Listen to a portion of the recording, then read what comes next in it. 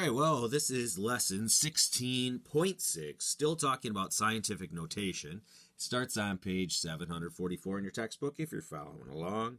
And here we're writing numbers in scientific notation. So last time we were recognizing scientific notation and taking numbers from scientific notation and putting them into standard notation.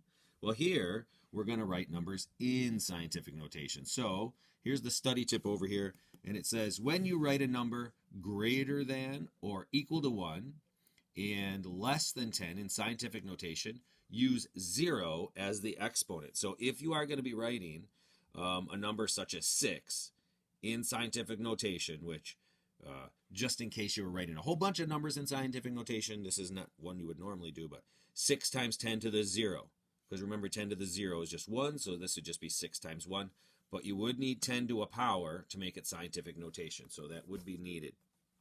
Okay, so move the decimal point so it's located to the right of the leading non-zero digit. So the first thing you do is make one of the numbers right in front of the decimal, but only one of the digits. Count the number of spaces you moved the decimal point. This indicates the exponent of the power of 10, as shown below. So here we go, a number greater than or equal to 10. So this is when you had a big number. Use a positive exponent. So you would take the decimal and you needed to move it 1, 2, 3 spots to move it right after the 8. That would make this number 8.6. And since you moved it 3 spots, the exponent here is 3.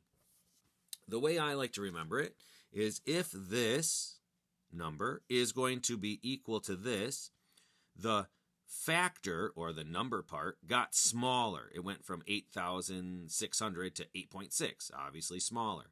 Since this got smaller, our number over here has to be big so that these can be equal to this. So this had to get bigger.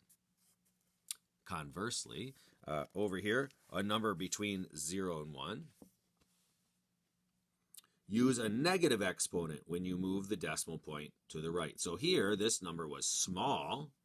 We had to take the decimal and move it 1, 2, 3 spots to put it right after the 2. So we had one number in front of the decimal, making it 2.4. Since the number part got bigger, this has to be smaller. So this is a negative exponent, meaning we divide by 10. Okay, so if we make the number part bigger, like this, then we use a negative exponent. So that when we unpack it, when our scientific friend gets this from us and we say, now, what number does that really mean? They'll move the decimal in the correct direction. Okay, so let's let's look at an example here. Here's a real life example of Google. It purchased YouTube, I don't remember when, but it purchased YouTube for $1,650,000,000. Write this number in scientific notation. So that's a pretty big number. And so what they did is you have to move that decimal. Now that's actually a period at the end of the sentence, but it is where the decimal point would go. And you would have to move that decimal 1, 2, 3, 4, 5, 6, 7, 8, 9 spots to put it right after the 1 there, which would make the number portion 1.65. And these are not needed zeros, so they're gone. So just 1.65. Times 10, always times 10, and then we have to figure out that exponent. Well, we moved it 9 times, so a 9. And it was a big number, bigger than 1, so it's a positive. And bigger than 10, so it's a positive. When we say this number, if we said, wow, do you know how much Google purchased YouTube for? 1.65 times 10 to the 9th dollars. We wouldn't say that. Okay, but we would hear this, $1.65 billion. Okay, $1.65 billion. And we hear people talk about money all the time like that. Well, when it's times 10 to the 9th, that's billion. Okay, so we would hear $1.65 billion. Well, it works with small numbers too. So write a small number in scientific notation. In 2004, the 2004 Indonesia earthquake slowed the rotation of the Earth, making the length of the day 0.0000268 seconds shorter. Write this number in scientific notation, which If you just think about that, that is crazy that we even know that. Okay, how in the world could we tell that the day is now 0.0000268 seconds shorter? Crazy, crazy what they can do with science right now. And crazy that an earthquake slowed the rotation of the Earth. So if we had enough of those, could we stop it? Yeah, but it would take about a quazillion earthquakes to do that. So not going to happen anytime soon. All right, so we take this number, and we had to move the decimal 1, 2, 3, 4, 5, 6 spots to get it right behind a meaningful number. So we have 2.68 times 10 to the 6 because we moved it 6 spots, and it has to be a negative 6 because it was a small number. And when we have our scientific friend unpack that, we need him to move the decimal back to make this a small number. So we put a negative 6 on there. They'll have to divide by 6. Okay? So now we get to do a couple of these on our own. And number 1 on the on your own, we have to write the number in scientific notation. Well, it started out 50,000. And so we know the decimal is actually right here. We'll have to move that decimal 1, 2, 3, 4 times to get it right behind the first digit. So we put this as a 5. We don't need to put a decimal and a 0. Just 5 is okay. Times 10, always times 10. And we move that decimal 4 spots. Since this was a big number, we made the number part small. This part has to be big, okay? So it's going to be positive. When we turn this back into standard notation, we have to multiply by 10 4 times, so it has to be positive. For the second one here, 25 million. And when we put the decimal right behind the first meaningful number, we're going to have 2.5, and all those zeros are just placeholder zeros. Now, if we had, let's say, a 1 out here, 25 million 1, then actually all of this would have to stay here because we need to keep that 1 out there, and it would be meaningful, but thankfully they didn't do that to us. So 1, 2, 3, 4, 5, 6, 7 places. So times 10 to the 7th power is what we had to do there. Number 3, 683. Here, all meaningful digits. So we'll put 6.83. All of them have to stay.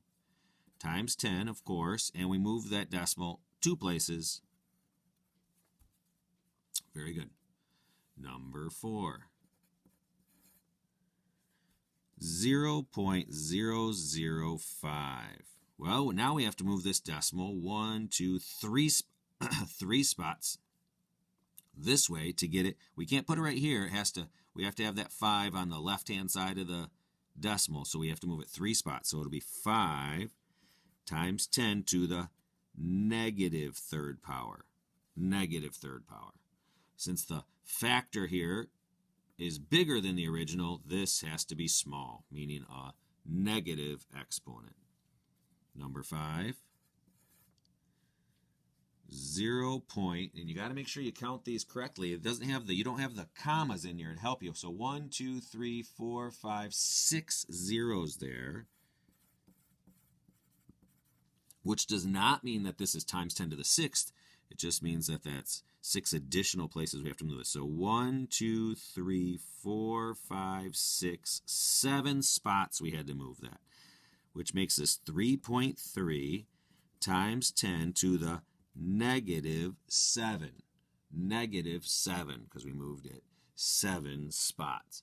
Now, sometimes when kids are doing this, they'll be like, 1, 2, 3, 4, 5, 6, 7, 8, 9, 10. Oh, I don't have any idea what they are thinking there. It's not just how many times you feel like moving your pencil. It's how many place values. It has to go right in between each of these, and it takes just about 2 extra seconds to do it the right way and make sure you get it right. So make sure you're counting how many spots that'll go, okay? Or you don't have to make those little loops, but you can 1, 2, 3, 4, something like that. Make sure you're not going too fast and just being silly about it. And number 6, Again, we have to count the zeros. They're not too bad. There are only 3 zeros, so 0, 0, 0, 5, 0, 6. I'm glad they did one like this because that's a meaningful zero. We have to keep that in there. So we move this, when I put the decimal right behind the first non-zero digit, it'll be 5.06. So here's an example of a zero that actually stays in our factor, but it moves 1, 2, 3, 4 places I had to have that move. So to the negative 4. Okay? 5.06 times 10 to the negative 4. And an easy way to see if you got that correct is just take this and to put it back in standard notation. Negative 4 means we'd make this smaller, so 1, 2, 3, 4. And if you rewrote it, you would indeed be back to where you started. Now that was a pretty fast and easy lesson, so we do have a little time to do a couple of the practice problems. So on page 746 in your textbook, we're looking at starting with number 3. And it had 0.0021, which would be 2.1 times 10 to the negative third. Number 4, 5,430,000, and that would be 5.43 times 10 to the 6th power. So if you're following along and you want to get a little practice in here, when I say what the number is, you can pause the video and see if you got the right answer. You try it, and then unpause the video and see if you got the same answer I did. Because, of course, I got it right because I'm so smart. Plus, I have the answers right in front of me. But mostly because I'm so smart and I have the answers right in front of me. So this would be 3.21 times 10 to the 3, 6, 7, 8. Number 6. 0.000, 1, 2, 3, 4, 5 zeros in here, 625, not including this first one because that doesn't count. So so that would equal 6.25 times 10 to the negative 1, 2, 3, 4, 5, 6. Number 7. So I'm getting a shadow on there somehow. Hopefully that helps. Number 7. 1, 2, 3, 4 zeros and a 4. So 1, 2, 3, 4 zeros and a 4 would equal 4 times 10 to the negative 5th. Number 8. 10,700,000.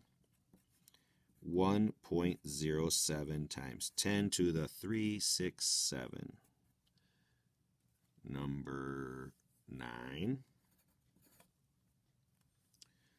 45,600,000,000 equals 4.56 times 10 to the 3, 6, 9, 10. 10 to the 10th power. Do a little pencil change here. Excelente. Number 10. Yikes. I'm doing number 10 down here. That's a lot of zeros. Number 10, 0 point, and it's got 1, 2, 3, 4, 5, 6, 7, 8, 9, 10, 11 zeros. 1, 2, 3, 4, 5, 6, 7, 8, 9, 10, 11 zeros. 9256, 9256. Now this would be an example of something you really need to use scientific notation for because that's a ridiculous amount of zeros. That equals 9.256 times 10 to the negative, and we said there were 11 zeros plus this one move right here, so negative 12. And number 11 on these problems is 840,000, which would just be 8.4 times 10 to the 345 to the 5th power. Okay, so those are all right problems, and you get pretty used to those. But the next problems are the ones that I really want to make sure that we know how to do, because it takes a little more understanding, I think, of what these things mean. And it is the order of the numbers from least to greatest. So for number 14, if you're looking at these numbers here, and you have to order them from least to greatest. So least.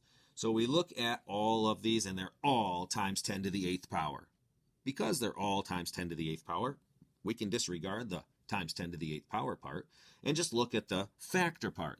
So obviously the 1.12 is smaller than the other factors. We do have to put the 10 times 10 to the 8th there, comma.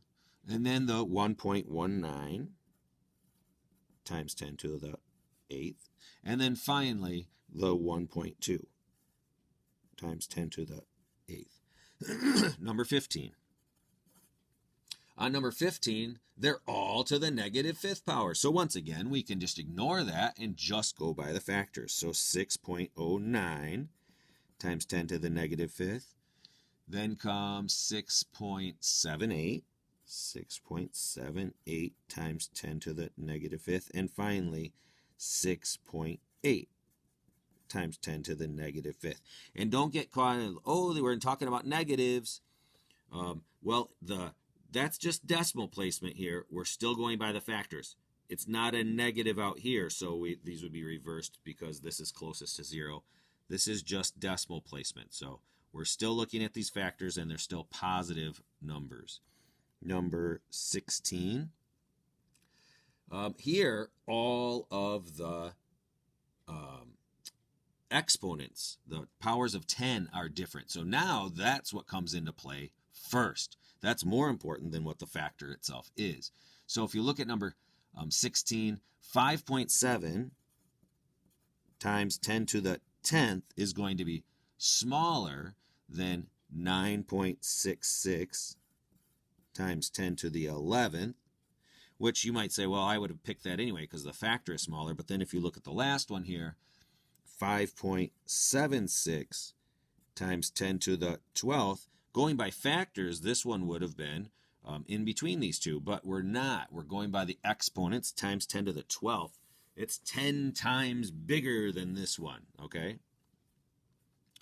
Number 17. And on number 17, same thing where we have different exponents, different powers of 10. So let's look, and we'll go the 4.8 times 10 to the negative 8. That's going to be the smallest because times 10 to the negative 8 really moves that decimal way to the left. Okay, making this pretty small. Then 4.8 times 10 to the negative 6th. And then 4.8 times 10 to the negative 5th. Okay, moving on to number 18.